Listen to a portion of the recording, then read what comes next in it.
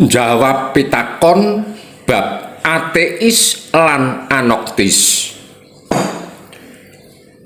Ateis kuwi sandhangane manungsa urip kang duweni agama nanging ora nindakake syariate agama.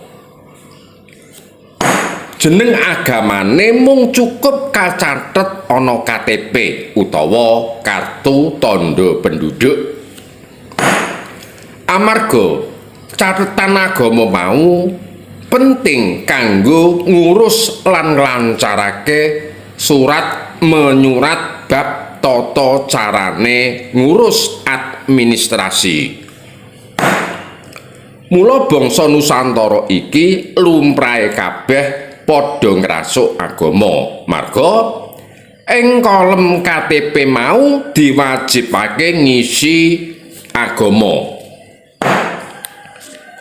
Gandeng tembung Islam mau wis dadi agemane wong Jawa dik kunane, mula njur kolom KTP mau ditulis Islam.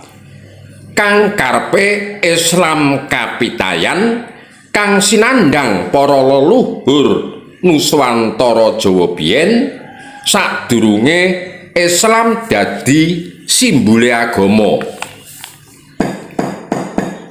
Njur kasebut Islam Jawa, Islam aboge, Islam abangan. Njur muncul ukara Islam abangan lan Islam putihan. Islam abangan ora netepi syariate agama Islam. Islam putihan kang netepi ajaran syariate agama Islam.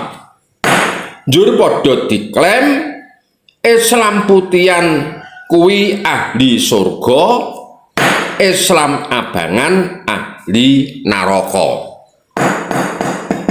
Dene kasebut anoktis kuwi wong kang ora padha ngrasuk agama. Awit agama dianggep matesi utawa naleni muluring nalar. Tandha yektine negara kang ngunggulake bab agama mau mesti negarane ora maju. Marka rina wengi padha geger perang paten-patenan bom-boman marga jalaran agama. Kuwi bedane ateis lan anoktis. Njur tuwuh tandha pitakon. Menawi pemanggihipun Mbah Semar sae pundi antawisipun ateis lan anoktis? Jawabe ngene.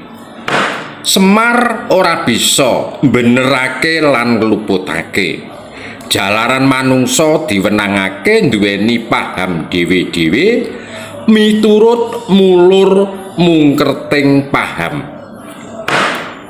Awit ana tetembungan bener kanggo sira durung mesti bener kanggo ingsun, lan bener kang ingsun enggo utawa ingsun ugemi durung kinaruan yen bener mungguing sira.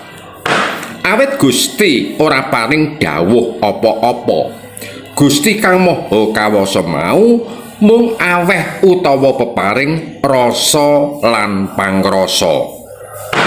Kalamun jejering urip mau tansah nggunakake rasa pangrasa, kudu bisa ngrumangsani kalamun jejering urip panguripan ing alam iki kabeh ana kang nguripi. Wajibane manungsa urip ya kudu tansah tresnani padha sapadane urip. Mula tembung iki ana sesambungane saloka kang unine ngene. Sak beja-bejane kang lali isih luwih beja wong kang eling lan waspada.